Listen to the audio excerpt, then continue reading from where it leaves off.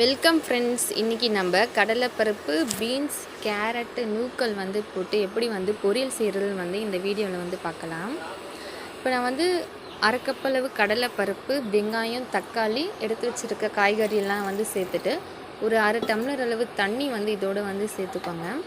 இப்போ கொஞ்சமாக மஞ்சத்தூள், ஒரு அரை தேக்கரண்டி அளவு மஞ்சத்தூள் சேர்த்து நல்லா 2 விசில் வச்சு எடுத்துருங்க. நல்லா காய்கறி எல்லாமே வெந்துடும், கடலைப்பருப்பும் வெந்துடும். 2 விசில் மட்டும் வைங்க.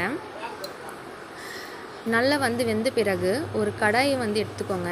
நீங்கள் பாருங்கள், கடலைப்பருப்பு நல்லா வெந்துருச்சு. 2 விசில் போதும். ஒரு மிக்ஸி ஜாரில் 4 பல் பூண்டு, ஒரு 2 பது தேங்காய் பது நல்லா அரைச்சி எடுத்துக்கோங்க. இப்போ ஒரு கடாயில் 2 டீஸ்பூன் அளவு எண்ணெய் ஊற்றி அதில் நம்ம அரைச்சி எடுத்து வச்சுருக்க தேங்காய் இதோடு சேர்த்துக்கோங்க. சேர்த்துட்டு நல்லா வதக்குங்க.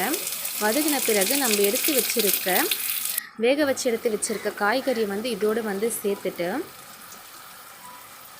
அந்த தண்ணி வத்துற அளவு கொஞ்சமாக நல்லா வற்றிட்ட பிறகு 1 டீஸ்பூன் அளவு மிளகாத்தூளை இதோடு சேர்த்துட்டு நல்லா கலந்து விடுங்க. இதோடு கொஞ்சம் கொத்தமல்லி சேர்த்துட்டு இறக்கிடுங்க. இந்த வீடியோ பிடிச்சிருந்தா மறக்காமல் சப்ஸ்கிரைப் பண்ணுங்கள், லைக், ஷேர், கமெண்ட் பண்ணுங்கள்.